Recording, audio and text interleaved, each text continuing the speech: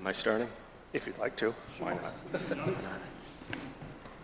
Folks, thanks for having us here today. My name is John Green. I'm Goal's Director of Education and Training. I've been with Goal since 1999 full-time.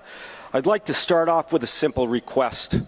Please stop referring to it as gun violence. There is no such thing as gun violence. If there were, there would also have to be car and truck violence, knife violence, medicine violence. Let's admit to the fact. Violence perpetrated with a gun, that is what it is called, is making smart people sound ignorant when you use such terminology.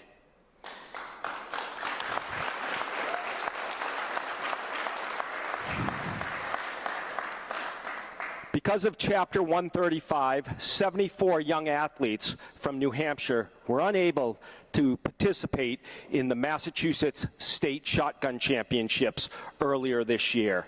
We have been waiting 394 days for the Colonel of the State Police to provide a list of states that have similar requirements to our hunting license and our FID cards.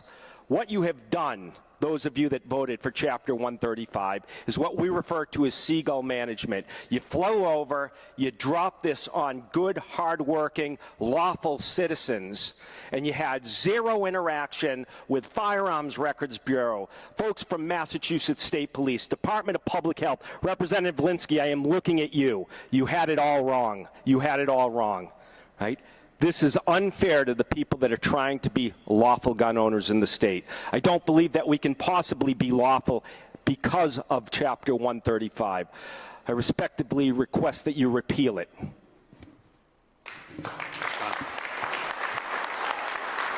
right.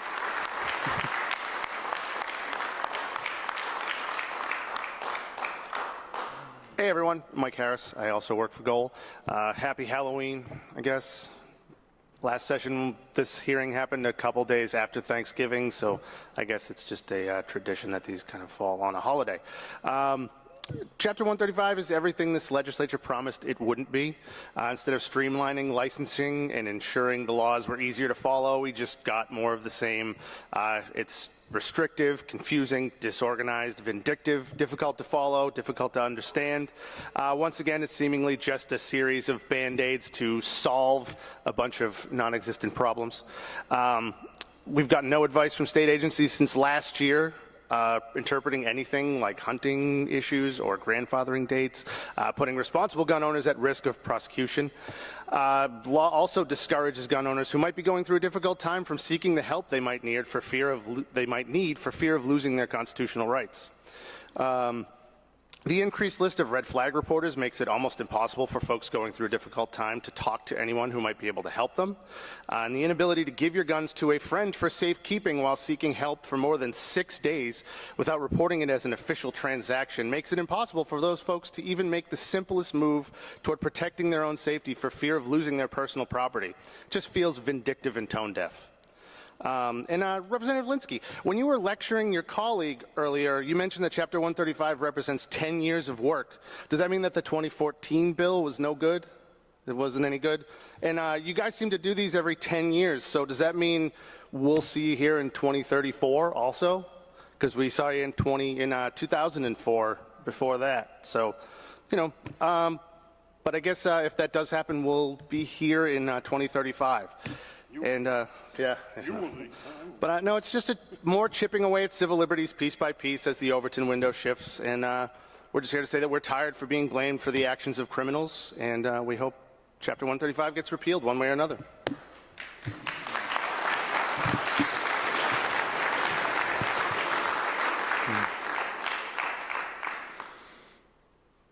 I heard a statement earlier that the sky isn't falling.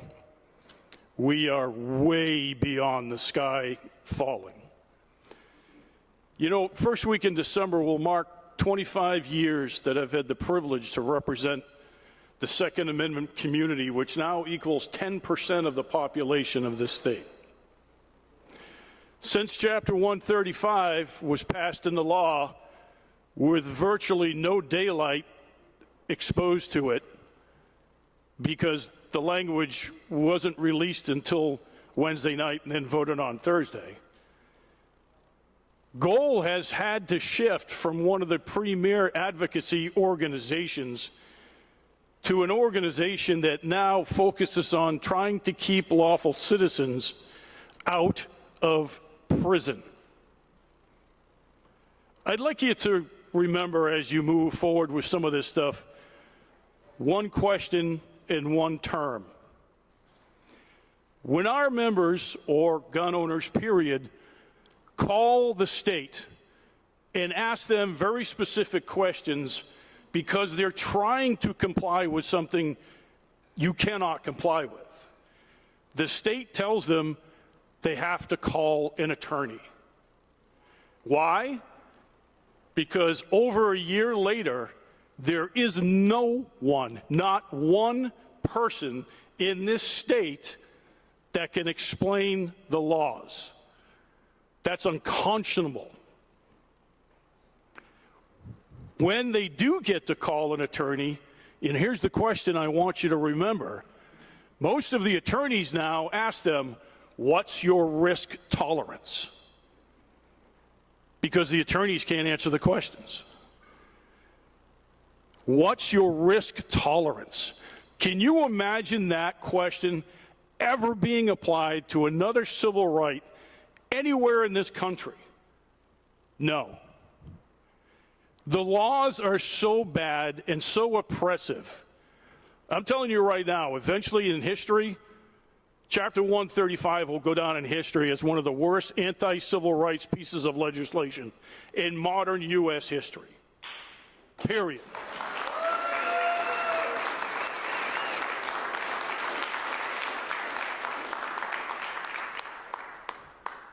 %10 of your population now, we refer to ourselves as felons in waiting. You cannot comply with these laws. Our organization, John Green here, can cite you chapter and verse, but he can't tell you what it says or what it means. We teach a 3-hour class on these new gun laws, and I can't tell you how many times he's taught this, and more often than not, when people have questions, the answer is, hell if I know. What's your risk tolerance? Never. And if he's still up behind me, Kyle Collada is here, and bear with me for a second. The laws of this state, this man had no criminal record, Air Force veteran, CDL truck driver. He was exercising a civil right.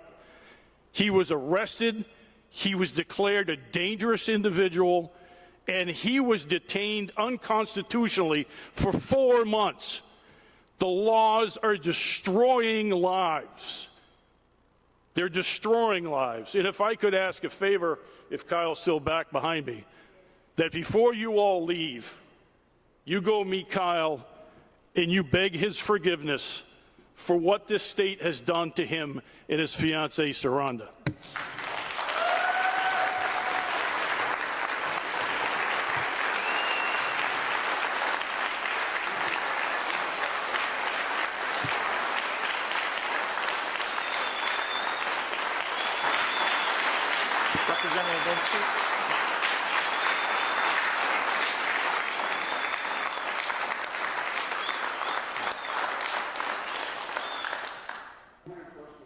Yeah, Representative. I'd ask the chair to instruct anyone testifying to keep personal comments out of their testimony, or gestures or mouthing words at me. Understood. Look, this is a issue where people on both sides are extremely passionate. And I would respectfully request for people from both sides to not be personal in their testimony. Thank you. Any questions from the committee? No. No. Thank you very much, gentlemen, for your testimony. Kyle! Kyle!